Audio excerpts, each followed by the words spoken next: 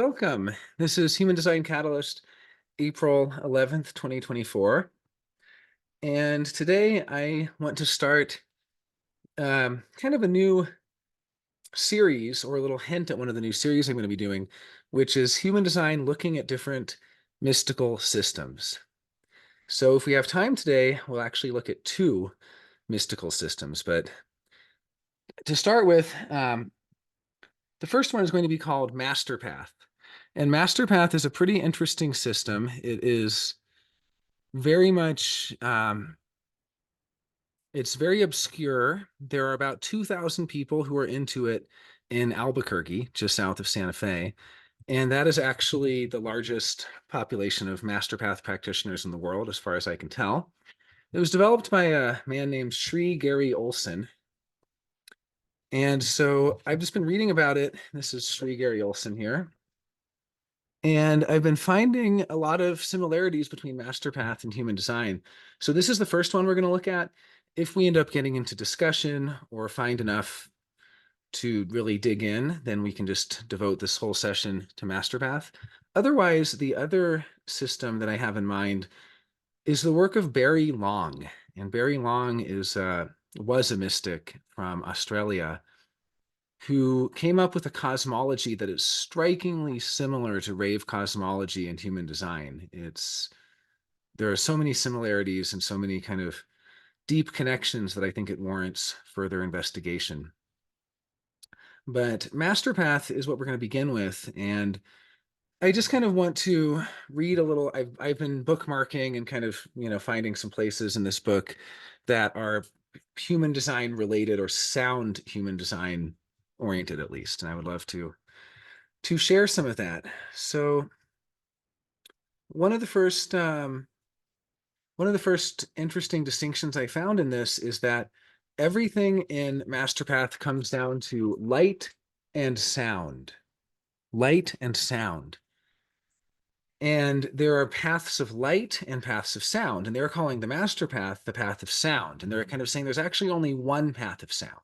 This master path of sound is the one true spiritual path of sound, but there are nearly infinite paths of light. I mean, so many paths of light over the years. And so that already caught my attention because I immediately thought this sounds a lot like Ra saying that the design crystal bundle is a single unitary principle, whereas the personality is divided among many different principles that are all at odds with each other, competing with each other, fighting with each other. So that's the beginning there. Okay, one second now. People always text me during Catalyst, and I tell them to join. Uh, Great. So yeah, so one of the first things off the top of just off the surface is that there's this fundamental difference between systems of light and systems of sound, and that MasterPath is ostensibly a system of sound. And just this fundamental beginning, just this beginning between light and sound, and what is the difference between the two of them. Um, Obviously, I also went to color and tone, which are kind of mysterious aspects of human design insofar as color would theoretically relate to the visual spectrum and tone would relate to sound here. So we kind of are again in this realm of light versus sound, with tone being the deeper connection to the life force energy. And then so many mystical traditions that have, I mean, even Christianity with in the beginning there was the word. Well, that's a sound, right? In the beginning was vibration, was frequency, and the idea of life force frequency. However, I was quite surprised that many of what I would consider or would have guessed would have been sound traditions are considered light traditions by MasterPath. And so we really have to get into the distinction of what they mean by light versus sound, because it doesn't seem as obvious as simply saying something auditory versus something visual. So the light versus sound question is still kind of an open question, but I can read a few excerpts so we can hopefully wrap our heads around that distinction a little bit. But just as an example, Kundalini is an example of a light path. And it would seem to me that Kundalini, which has to do with awakening the life force energy in the root chakra, seemed like a sound path, but it's not, according to this book. And then I guess the other point is just that there's an interesting cosmology at work in this book, which is really similar to this idea of 3 or 4 worlds, depending on which system you look in. But in MasterPath, there are 4 worlds, and it's the physical, the mental, the astral, which is the same as the emotional, and the causal, which is the same as the spiritual.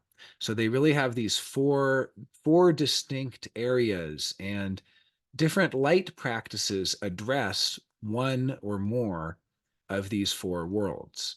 However, sound practice is outside of these four. It's something that has nothing to do with them, basically. So that itself is another interesting question, because it kind of reminds me of human design. It's like saying, well, yeah, there are physical practices you can do, there are, and so on, but also there is the strategy and authority which aligns you to your life force energy, and that's outside, or it's holistic. It's the holistic synthesis of everything coming together. Okay, well, let's just and then the other thing is that so much of this has to do with the mind and the problems of the mind as well. Okay, let me find okay, here was a question. This was a question that was asked it was asked to Sri Gary Olsen. I have been involved with several spiritual paths that seem to expand my awareness level, and yet they have also left me largely unfulfilled in a deep spiritual way. Why is this? Well, it's a similar kind of question that we get in human design. I've been a Zen Buddhist for years, or I've practiced this or that meditation, or I was a Sufi and doing the beads and all of this stuff. Well, these are all these different practices that then people come to human design with, and there's kind of a question of how human design might help them or be different in some way. And so here is Sri Gary Olsen's reply to the question of the lack of fulfillment from spirituality.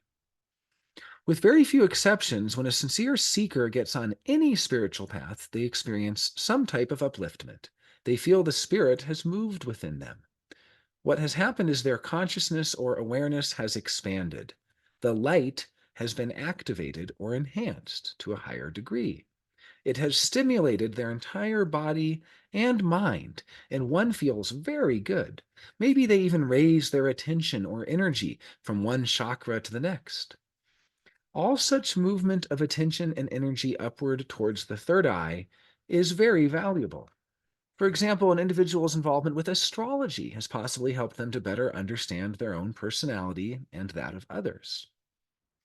However, my main point regarding the limitations one encounters is simply that the development of the lower bodies, the physical, the emotional, and the mental, are nearly always confused with the awakening of the soul.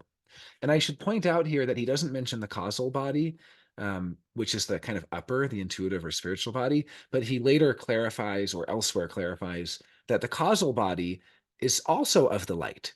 So even the causal body, like people who practice karma yoga, they're still doing light work. They're still clearing their karmas and clearing their causal body, cleaning their causal body, the same way one might exercise their physical body, or might stimulate their mental body, or develop the emotional capacity through the emotional body. But each of these bodies, the physical, mental, basically thinking, feeling, sensing, and intuition, these four primary domains, they're all of the light. And the problem, Olson says, is that these are nearly always confused with the awakening of the soul, which they are not. They are not about awakening the soul. He later says that the only thing to awaken the soul is sound. And to me, this is like saying in human design that strategy and authority is the only way, literally the only way, that there's nothing else you can do. No matter how much you develop these four other bodies, there's nothing else you can do, but you have to awaken, you have to awaken what's in here, what's in the G center, right? You have to awaken the innermost truth of that person, and that awakening of that fundamental vitality, that sound level. There's no learning, there's nothing to learn, there's no comparison, there's no measurement, there's no better or worse. There's nothing but the pure sound of the frequency of the being.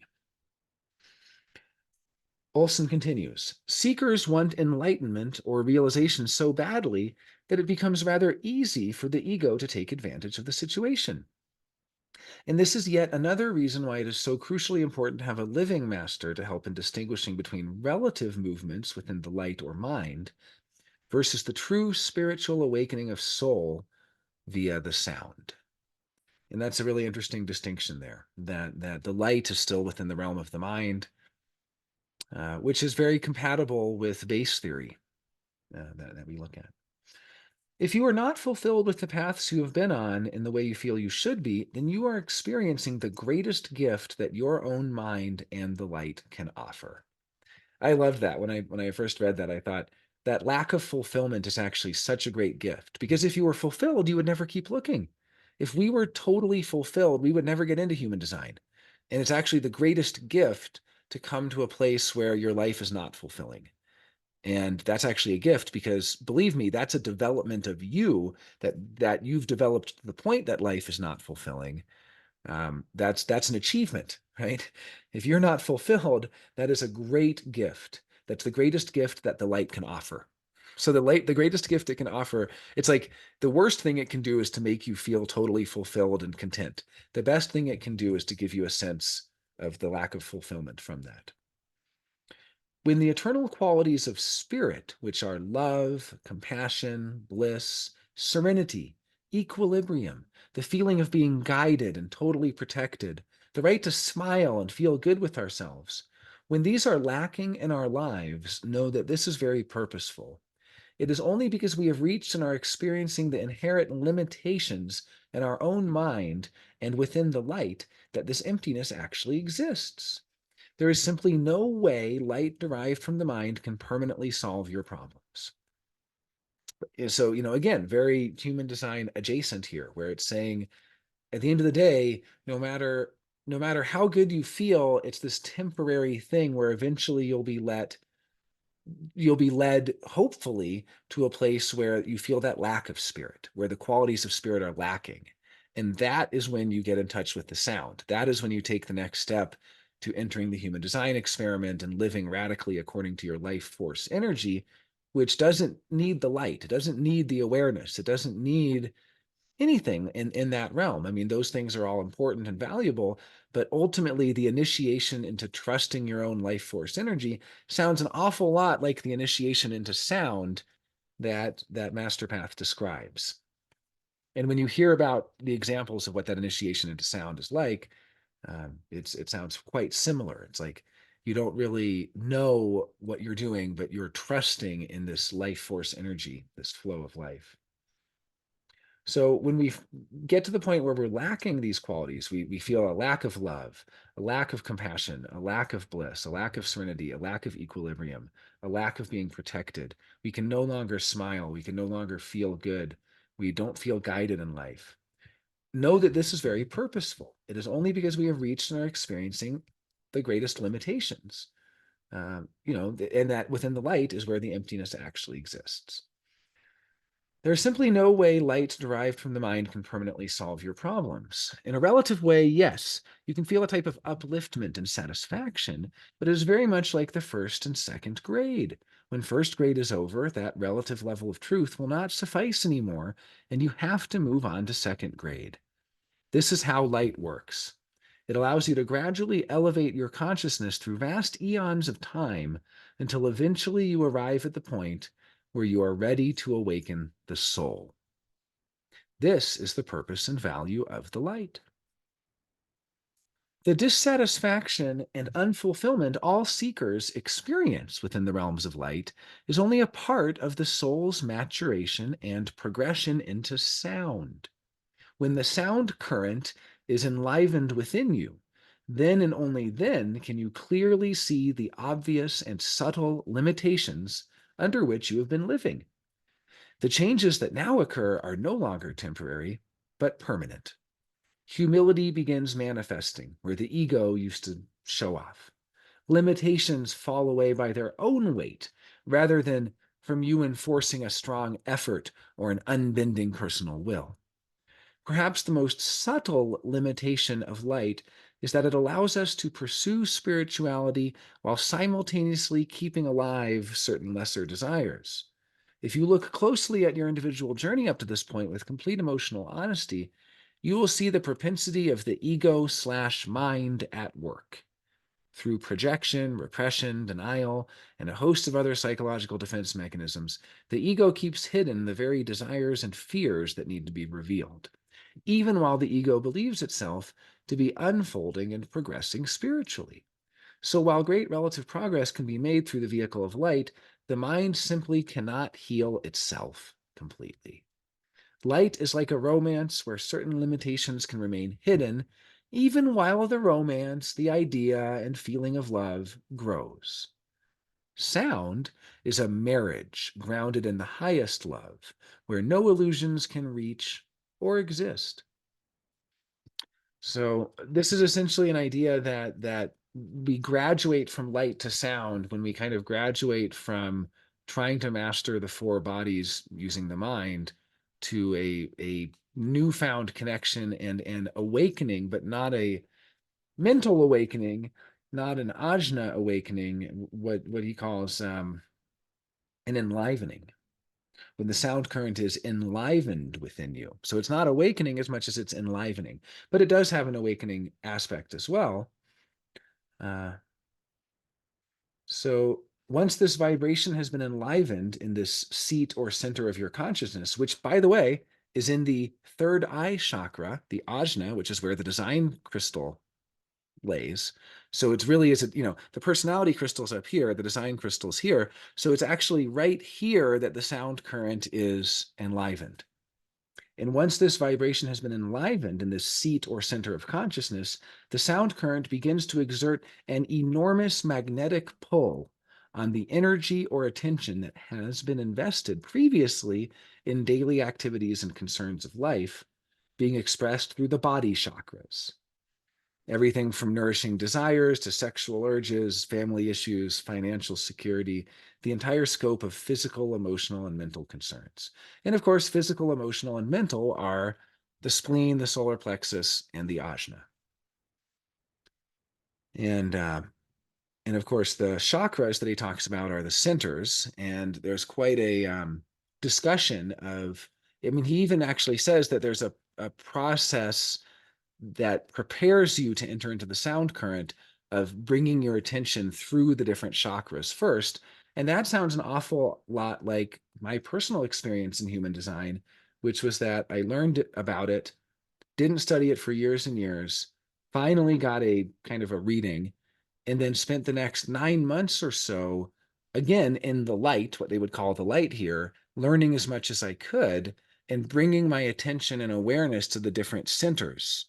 I read that PDF, Debugging Your Open Centers, which talks about ways you can get in touch with the centers and things like that. And so I got in touch with my undefined ego and in touch with my undefined solar plexus and so on. And it seems that basically what Olsen is saying is that going through the chakras one by one, and he actually talks about this in the book, and experiencing them and sort of cleansing them and so on, going through the whole physical, mental, emotional, and basically working through that in the level of awareness, in the level of the light, is a precursor that prepares you to be able to take that step into sound. And that step into sound is leaving the light behind and sort of now being enlivened by this new energy. And that's exactly what happened to me about 9 months into my human design experiment. I called it a sacral awakening. For around 7 or 8 days in July of that year, I basically was able for the first time in my life to completely block out my mind. And it was as if my internal monologue became very quiet and background. And what was foreground was the full sensory awareness. And yes, I felt my cheeks and my forehead buzzing. And that was actually, my forehead was actually right where it was all centered, was right here. So I absolutely can relate to this experience of the sound being enlivened in the ajna center and beginning to exert its enormous magnetic pull. And at that point, I would sometimes the mind would come back and worry, but by and large, the sound current, I guess we could call it in his terminology, was so strong that I was pulled as if along a track, and I experienced what Ra talked about of watching myself do all these things, watching myself have these conversations. People would be talking to me, and I would be seeing a different side of them. I would actually be seeing them in a more photorealistic way, not a filtered, kind of censored way. It's hard to describe, but it would be kind of like someone's talking to you and you're like noticing the lines on their face and the sweat on their brow and all of these sensory details that instead of the mind trying to track the conversation and prepare to reply, the mind was kind of automatically doing that on the back burner while my conscious awareness was able to move in different ways and kind of leave the mind behind. It's like my awareness split from the mind, whereas it had always been trapped in the mind. But there was a break, and there's like a jailbreak, and the awareness was finally decoupled from the mind. So I could bring my awareness back to my mind, but I could also leave the mind, and the mind would kind of go into the background, and I could bring my awareness out there into the world. It was a very interesting experience. It lasted 7 or 8 days. 8 days. Now, the experience of the sound current will vary for each individual. So one can only describe the transcendental experience in a very general way. The student's first experience with the sound current generally manifests in contemplation, in a spiritual exercise with the attention centered in the third eye. When one begins to hear the sound current inwardly with the inner ear, by the way, a term that Ra uses, when one begins to hear the sound current with the inner ear, it appears to be coming first from the left side of the head, near the ear, then from the right side. And after a short while, the sound becomes more cohesive and is clearly perceived as a vibration issuing forth right from the center of the head. What is of great significance here is not the fact that the student is experiencing this phenomenon of hearing the sound. Yes, that is very exciting for the student. It points to a certain amount of success in the centering of one's attention in the third eye, which requires time, patience, and effort. But what is so special about this is that one's attention, which is the external manifestation of soul, is actually communing with the divine essence or spirit directly. This is categorically different from our common experience, even spiritual experience, which has always been produced through attention's association with the light, which is the product of one's own mind. This newfound ability to commune or connect with the divine spirit is precisely why you have witnessed such pronounced changes in your chela friends. Now, chela is a word that means slave or disciple, and it was used by the Theosophists, and it was actually used by William Quan Judge extensively, who was thought to have been the previous incarnation of Ra. So again, you can see how deeply connected to human design and theosophy MasterPath really is. It's quite an interesting system to have kind of slipped through the cracks, and one that is really only practiced by a couple thousand people worldwide, it seems. From what I can tell. There may be another community I haven't become aware of. But I did a little research on them, and that's what I was able to find. Your ability to make changes in your life that before required tremendous effort are now made with ease. Well, it sounds a lot like human design, right? The changes that you're making are easy because you're making them according to the decisions that your strategy and authority have led you to. So it's an easy decision, or it's an easy change because it's not like you're trying to make that happen. You just made a decision, and the change is a natural outcome of that decision. And because you've made a real decision, it's a decision that you actually trust. If you haven't made a decision from your strategy and authority, which is to say from this sound or life force energy, I guess we would call it tone in human design. I mean, even Ra said that in his Rave Anatomy that it's the design sun earth tone that is the ultimate source of the inner authority. So I guess we could say that this sound really is informing our decision making, and when we make a decision with it, that we can trust that decision. So even if there's a really bad outcome, we don't freak out, we don't worry about it. Whereas if you haven't made a decision from that place of authority, then the moment something goes wrong, you question that decision and you wonder if it would have been better if you'd done something else, and you try to find a way out of it, and so on. The changes you witness are occurring due to the effort and willingness and a true desire to grow in spirit. And but many seekers have such desires. Are they successful? It is the connection to the latent sound within the core of one's being that makes all the difference. So I think what he's saying is that on the surface, many of the spiritual seekers can appear the same and even be studying the same things and talking about the same things, but they have an entirely different vibration. That the sound is a vibration. Let's see what he has to say about it. That we are no longer relying on the mind's energy, the light, but we are literally relying on the divine life force. I mean, he calls it life force all throughout. He talks about getting in touch with our life force. I mean, this is when Ra talks about the channels and calls them the life forces, and it's the life force energy. Very compatible. The second point of great importance is the sound current does not descend below the third eye. This means that unless your attention is centered within the third eye, you cannot experience the sound. The sound remains within the third eye in latent or dormant form. What does descend into the body chakras are the prana and vigyan energies.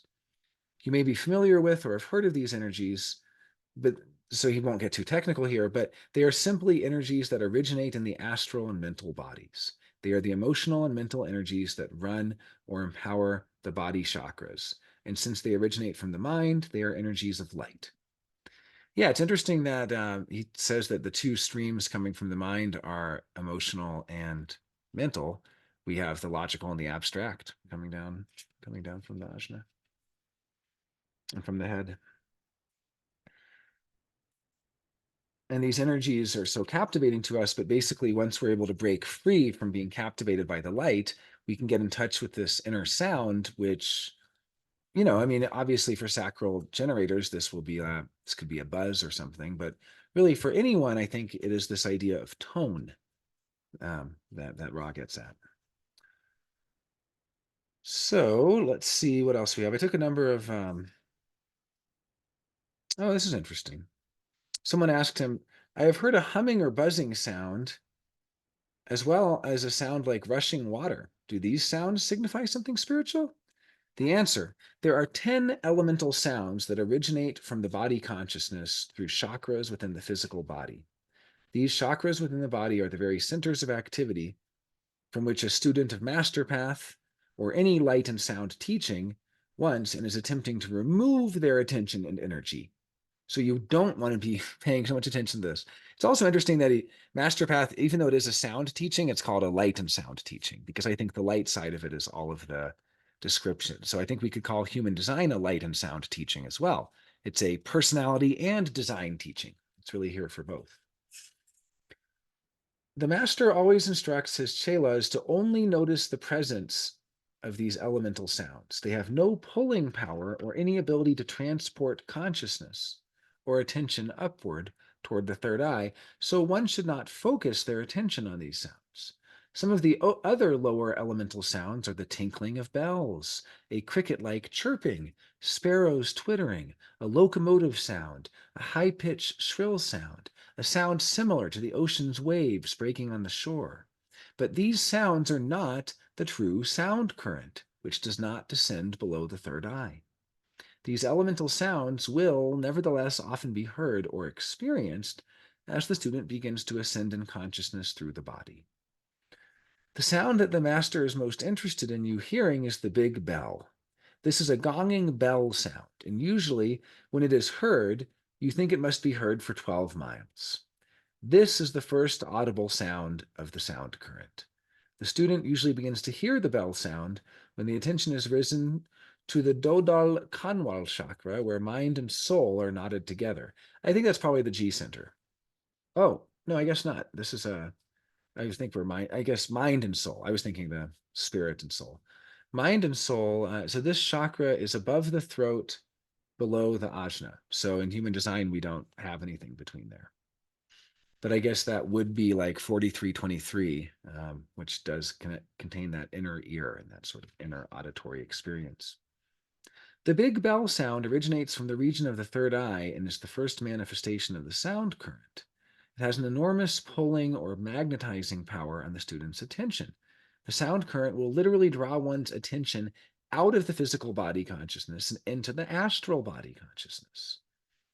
In referring to astral consciousness, the microcosm, the astral or emotional consciousness within your own body, not referring to astral projection, where you leave your body and project your awareness outwards into the macrocosm of the astral plane.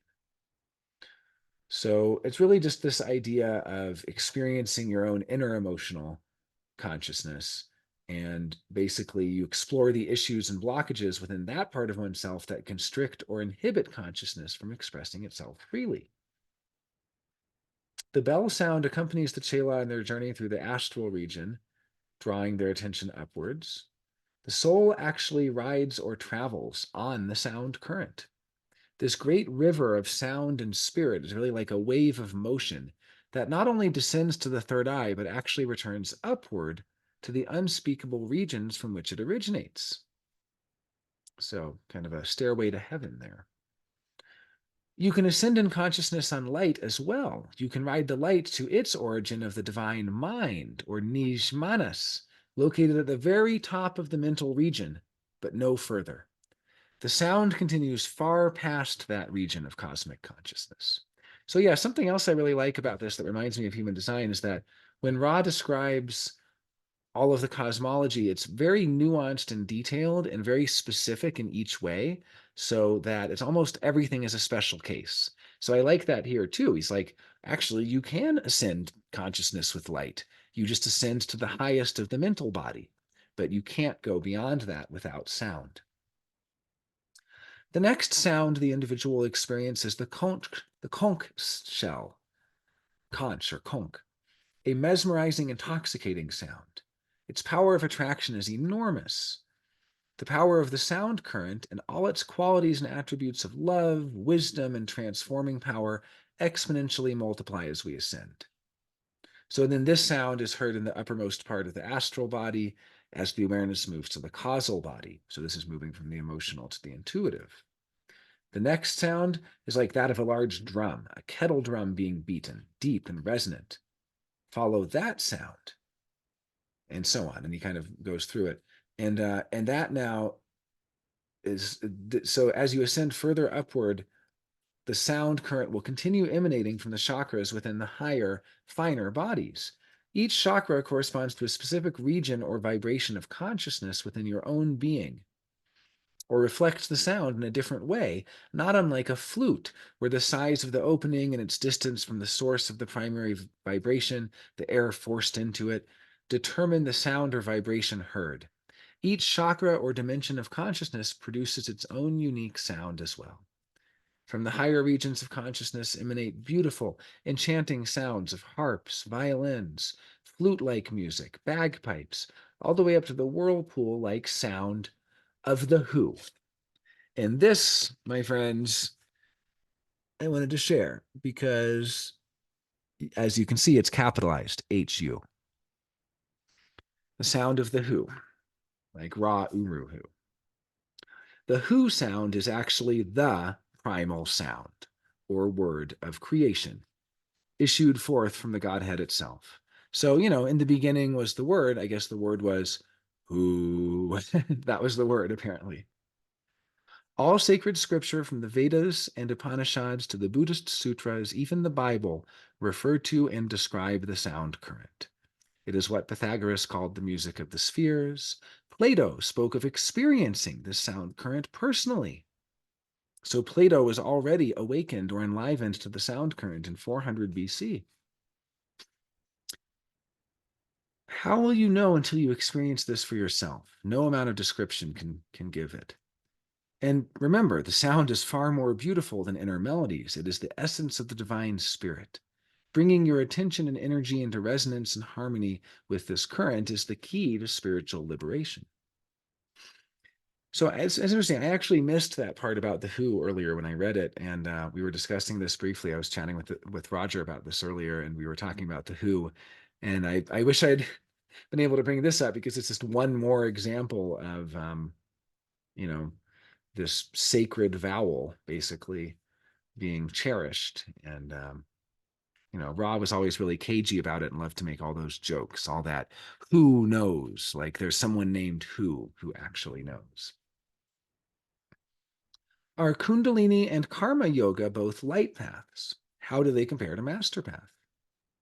The Kundalini is sourced within the higher astral body and is definitely part of the light. It is called the serpent energy or serpent fire because when released from its center within the body, coiled serpent like and situated near the reproductive and elimination chakras, it rises up through the vagus nerve in the central spinal canal, and oftentimes much heat or electromagnetic energy is released. The highest we can travel on this energy is the uppermost portion of the astral body, but this is a dangerous force to activate. Many practitioners experience hallucinations, mental instabilities, harmful physical effects from the release of this energy. So the Sat Guru, the true master of sound, never recommends this practice for anyone. Guru just means master, and Sat means true. So the true master, the Sat Guru. So the true master will never recommend Kundalini awakening. Many light paths encourage students to raise the prana energies from within the body, either through breath control or meditative technique. But again, these energies have their origin in the astral body, therefore, the enlightenment or unfoldment is automatically limited to the astral region. Now, it is interesting. He says that the Kundalini is between the reproductive and elimination chakra. So, reproductive chakra, sacral, that's definitely the sacral center. The elimination chakra, you would think would be the spleen, but he considers that, physical awareness, and actually it does make much more sense to be the root because somebody who gives into the root pressure, it's kind of like not being able to hold it, right? It's kind of like they're incontinent in a way. They're having to expel or eliminate, even people who get really scared and can't control their bowels or something like that. It's the elimination chakra, the root chakra, that is at work there. And so, again, saying that the Kundalini is directly between the reproductive and elimination chakras, or the sacral and the root, well, we know that in human design, that the Kundalini is really like that 360 or those format channels coiled like a serpent in the root. Yeah, so many parallels. Now, to continue, Olsen says there are literally millions of adherents or practitioners of the many forms of what is known as karma yoga. This is the practice of right action, emphasizing right living and doing in the world. It is very well intentioned and noble. I respect it greatly, as I do all spiritual paths.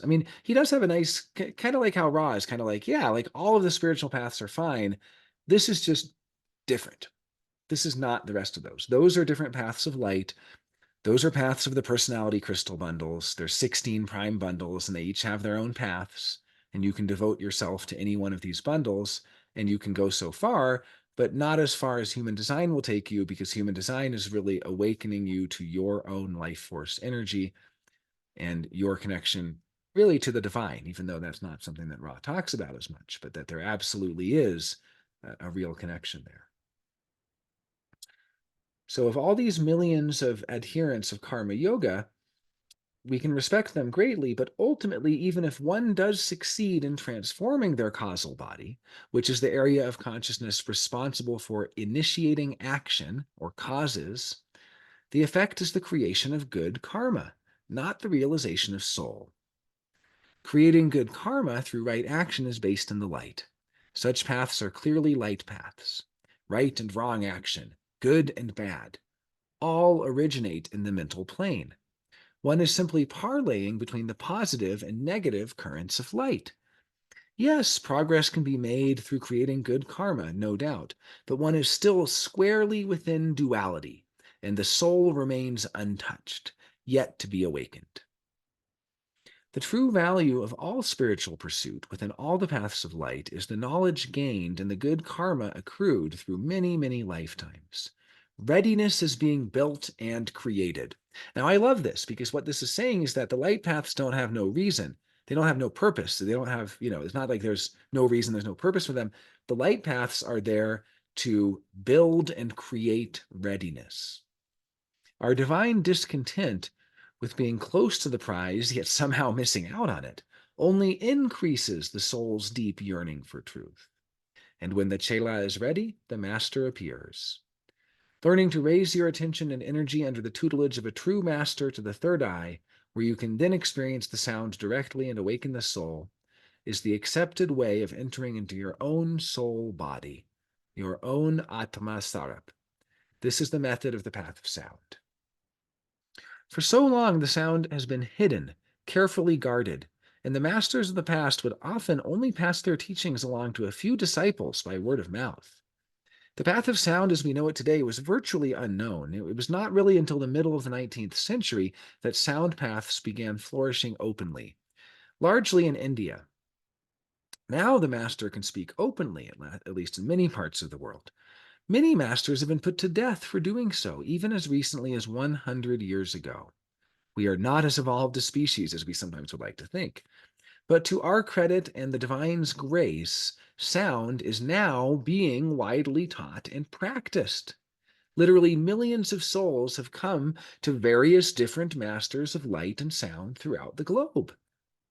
So he really is seeing it not just as his master path, but this is really, I mean, and he's not saying that they're all master path people. He's not saying like millions are coming to master path. He's just saying millions are coming to different light and sound gurus or light and sound systems, probably like human design. I don't know that he was aware of it or was even alive at the time that it was. I think he was alive when it was unfolded or when it was revealed, but in any case, sound is now being widely taught and practiced, and literally millions of souls have come to various masters of light and sound.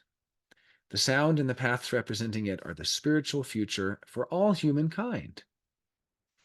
It's interesting in our modern world, we see such tremendous progress in the capacity to gather and store information and knowledge. Computer chips becoming so small they will eventually be invisible. But this is all light, knowledge, and information.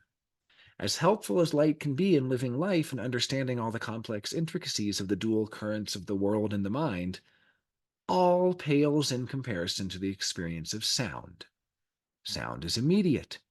Its truths and realizations that guide and enhance life in immeasurable and unspeakable ways are not the product of learning. They're not the accumulation of knowledge, nor the application of reason, nor strong willpower, nor emotional sensitivity, or physical well being. They are the result of the divine nature of your innermost being, the soul, which lives on and is fully awakened by the sound. And I think we would translate that as the soul being the design. Right. Any comments thus far? Happy to chat. But yeah, quite an interesting system. I have a lot more bookmarked pages here. There's a lot more nuance. There's a whole section on karma and reincarnation. I think this is a good intro for now. And I think what I'll do is I'm just going to make this a whole series and we can kind of go into different aspects of it. But off the bat, from a cursory look, it really does seem that there are some deep parallels between MasterPath and human design. Now, in my research, what I found was around 2,000 people studying MasterPath in Albuquerque, and then a lot of accusations of it being a cult without much to back it up. It was more like a practice. But I am very serious about I read, Cult Watch and things like that. And but then a lot of people, yeah, so like people have posted, how to get people away from MasterPath, that there's so much drug abuse in it and things like that. Um, and then let's see, here's a from 6 years ago, someone saying MasterPath seems like a cult. I've been studying this guy's work for a while now. I was wondering if anyone has stories about them. He apparently operated in Fargo and then moved to New Mexico. So people are just saying, sounds like Rajneesh. Spiritual leader denies his group is a cult. Fargo, July 12th, 1990. Fargo Moorhead newspaper. Ask Sri Gary Olsen his age. He declines comment. Ask him where he lives. He offers an enigmatic reply. I live in all true seekers' hearts. And so on. But But he was then asked if he's a cult. Is MasterPath a cult? Olsen begs to differ. So here's his own reply. A cult is anyone that worships a personality. That is a true cult, said Olsen on Wednesday, seated on the porch of his parents' Detroit Lakes home. The biggest cult in America is religion because they worship Jesus, the man. No, MasterPath is not a cult. I do not ask for worship from any of my students. I am only a vehicle, a representative of the divine. Olsen, known to his MasterPath followers as the Shabda, is a Moorhead native who was raised a Christian. As he became older, he found that his religion was not fulfilling his spiritual requirements. I became a truth seeker, he said. I sought out God, and I discovered a far more pure form of the Holy Spirit than that presented through the church. That discovery, he said, was the master path, which he defines as a direct path and an individual approach. It's not a teaching I have coined or invented. It's God's way of staying in contact with man and man's way of staying in contact with God. Their master path is not an outcropping of any currently existing philosophy or metaphysical teaching. Only the soul that has been ordained and commissioned by absolute higher power has the understanding to convey this message. Well, I mean, pretty, I could be critical of him for being a bit flowery and Christian in his speech, but I understand. According to MasterPath literature, a follower known as a chela pays $15 a month in membership fees in return for monthly discourses and contemplation notes. The group offers books explaining MasterPath and tapes with such titles as The Pains of Separation, The Initial Encounters with Kal and Shabda, Recognition of a True Master, and Channeling. And although one may be tempted to classify MasterPath as just another New Age tenet, it is far from new, Olsen says. This teaching has always existed within the world, he said. It's an esoteric study of the divine, only meant for those ears that can hear and those eyes that can see. Religion today has failed to give mankind what they have been so desperately seeking. Even though religious institutions have been good, we still look for more. The Master Path is presenting the most evolved teaching on the planet, and it can only be experienced, never taught, but only caught. That's funny. It can never be taught, but only caught. I like that. You can catch it, you can't teach it. That's kind of like human design. You can't really teach human design, but you can catch human design. I'd like to see Olsen's body graph. Maybe we'll do that in a future session. Olsen is a charismatic man given to dramatic gestures and sweeping pronouncements. His skin deeply tanned, wearing a neat mustache and a wedding band. He is married with 3 stepchildren. Although his wife follows MasterPath, his stepchildren do not. The MasterPath deals with adults, he said. We don't allow anyone under 21 to join our teachings. So that's a big difference between human design. Many souls under 21 want to, but we insist that they have parental consent. Therein lies one of the bones of contention between Olsen and Rick Ross of Phoenix, Arizona, a cult deprogrammer who was in Fargo this week, working with 23-year-old MasterPath follower Jill Hutchinson. The deprogrammer and some parents have tried to make a federal case out of this, Olsen said. As an example, they held a 23-year-old woman, by law an adult, and a very devoted disciple of mine, for 4 days against her will. Well, isn't that some great irony that somebody who, through their own volition, becomes interested in a mystical practice is then illegally detained and held for 4 days against their will in an attempt to deprogram them from their interest? Olsen objects to Ross's contention that the Master Path uses hypnotism and brainwashing techniques on its followers. The truth about deprogrammers is that's the wrong title. They're actually programmers, he said. They feel that whatever path some seekers are on, it is wrong. What they actually do is reprogram them to their point of view, which usually agrees with the point of view of their parents. The Master Path is accused of using hypnotism and under-the-table techniques, but that is completely erroneous. The tactics they have charged the Master Path with using, I have never used, and in fact are exemplified by their own conduct in the Fargo-Moorhead area in the last few weeks. Olsen insists none of Master Path's followers are forced to stay in the group. Their charge that I'm trying to take their children away is preposterous. Anyone on the MasterPath can leave at any time. It's a free choice. They are released at any time. It's weird that he says the term released, but I mean, I guess it's like, I guess that they can be, if they're, I don't know if they're living together or if they're just, I mean, he might just mean cosmically released or spiritually released or something like that. Because I don't think that they were all living in the same place, but I have to do a little more research on that. There are no threats nor hostile attitudes. It's an individual journey to God. If any individual chooses to halt that journey, he can do so at any time. Olsen doesn't expect the controversy swirling to harm the group. This incident will make the teachings more well known, he said. It's too bad all this had to happen, but it's basically free advertising. Those that are truth seekers will know exactly what I am relating. They will be able to see that the wrongdoing has been by the parents and the deprogrammer. What's tragic here is that in the parents' attempt to hold on to their children, they actually push them away, all the while paying this deprogrammer $450 a day to do it. Well, that's a pretty compelling counter argument. I mean, good on the Fargo Herald or whatever paper it was for. I mean, this is from the Fargo Moorhead Forum, 1990. So good on them for publishing his. Oh, and apparently there's no wiki page for him. That's just like human design. How funny is that?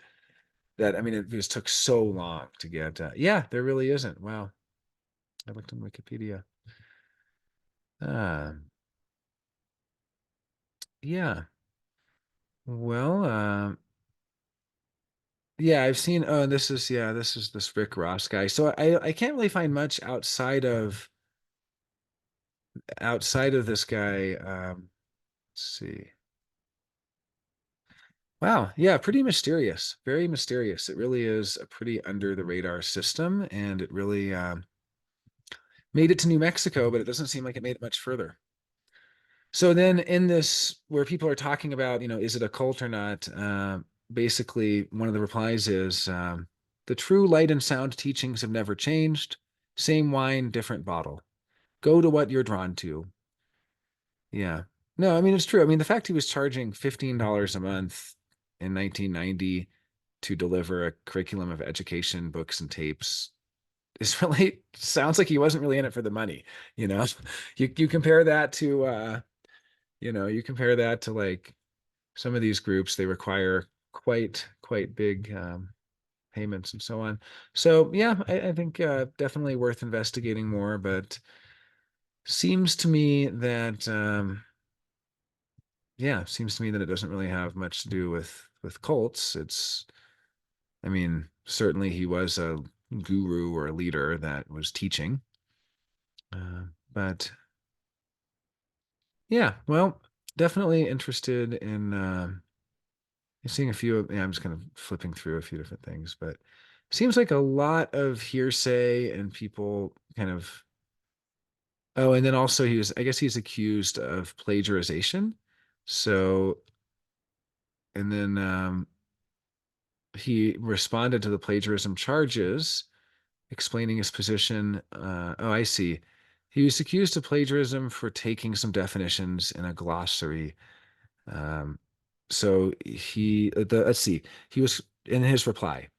Dear David, in your publication's critique of Volume 3 of MasterPath, The Divine Science of Light and Sound, you point out the plagiarism within its glossary and mention that this was your own, not your own independent research, not your own research, but that of an independent researcher who wishes to remain unnamed. I simply want to inform you that you have not been given the complete picture, for this researcher's findings have been taken from the discontinued softcover edition of this book. In fact, all of the old softcover editions of the MasterPath books have been discontinued. The newly published hardcover editions have been revised and are completely free of any plagiarism. I hope this letter finds you in good health and happy spirits. So he had a glossary that plagiarized some of the one or two sentence descriptions of some of the terms. So like chakra, so I guess, and he admits it, and he openly admits the plagiarism, and then seems pretty apologetic, and kind of was just like, yeah, you're pointing out the existing plagiarism. That's all been removed, and it's not there anymore, and so yeah, I don't know. Seems seems pretty like nitpicky to be like you plagiarized a couple lines in a glossary. Like they're not saying that he plagiarized anything he said or any of the actual writings. They're literally saying that a glossary of terms like chakra and chela and things like that was plagiarized. I mean, really? I mean, plagiarizing from a dictionary, like who cares? I don't even really believe in intellectual property, so for me that's really minor, but as far as I'm concerned, from that letter back, he could have just been like, leave me alone. Instead, he was like, oh no, you're absolutely right. There was plagiarism. It's been removed. I mean, it just seems kind of like a non-story. So, yep. Oh my God. Every single page that says that MasterPath is a cult is all from this one guy. There's literally another page I just found with the title Expert Says MasterPath Fits Definition of Cult. Who is it? The same guy on every other page, including it was actually the same guy who was the deprogrammer who we just read about in 1990, who got paid $450 a day to try to get somebody out of the group by the parents and apparently illegally detained them for 4 days. So I definitely don't trust this guy. But it's just funny. It's really disingenuous with the title Expert Says MasterPath Fits Definition of Cult. That's a really disingenuous title. First of all, you're calling this guy an expert, but what they should say is somebody who has had a personal vendetta and actually has a long history of back and forth with this person, and is also the only person in the entire internet saying this. I have not found a single second person say this, nor has anyone claimed any sexual misconduct or money stolen or anything. I mean, literally every single one that I read on here, they're all from the same guy. So I think what it just shows is the same thing as with human design, where human design was banned from Wikipedia, and it took multiple years of diligent effort to actually get it added back in. It just really shows that if somebody really cares, they can kind of dominate a thought space. And so, because this guy, Rick Ross, obviously really cares enough and also had a personal incentive of making a lot of money from it, which is also quite a conflict of interest, getting paid $450 a day to deprogram and so on. Um, because this person with a financial incentive and a lot of investment in a personal vendetta really goes out of their way to care, they can then dominate that thought space and they can get interviewed all across the internet and all these different places. And really, nobody else has done that. And nobody else really cares. Like when I look for a consensus agreement about something, I look for 20, 30, 50 people agreeing on it. I look for papers. This is literally just one guy who's made it his life mission to sort of take down MasterPath. So that to me is even more evidence that it's not a cult. But your mileage may vary. I think it depends what we mean by cult.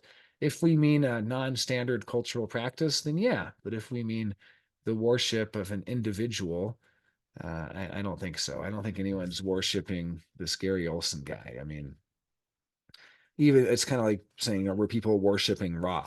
This dude doesn't really seem like he wanted to be worshipped. He said over and over he just wanted to present some information to people.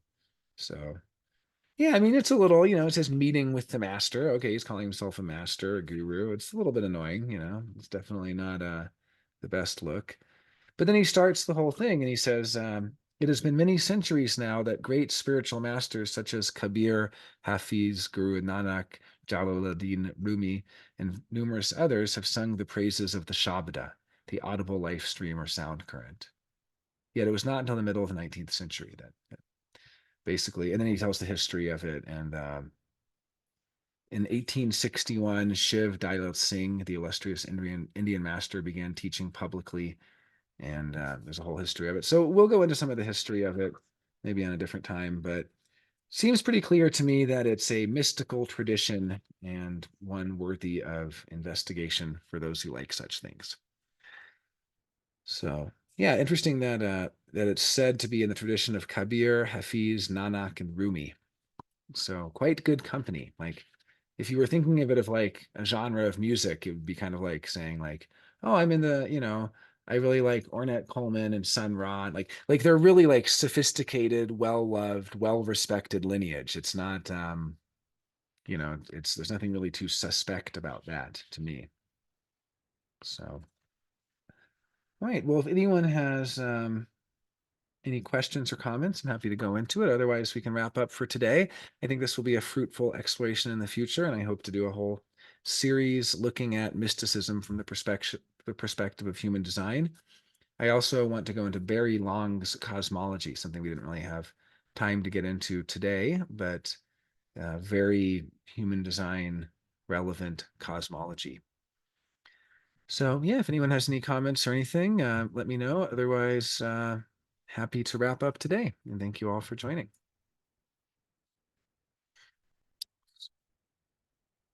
All right. Well, have a great evening. Great to see you, Nancy. Great to see you, Shango. And thanks for tuning in, Michelle, and whomever else. I guess my mom, I think, is listening from the other room. And I know Rachel was tuned in as well. So thanks for tuning in. Till next time.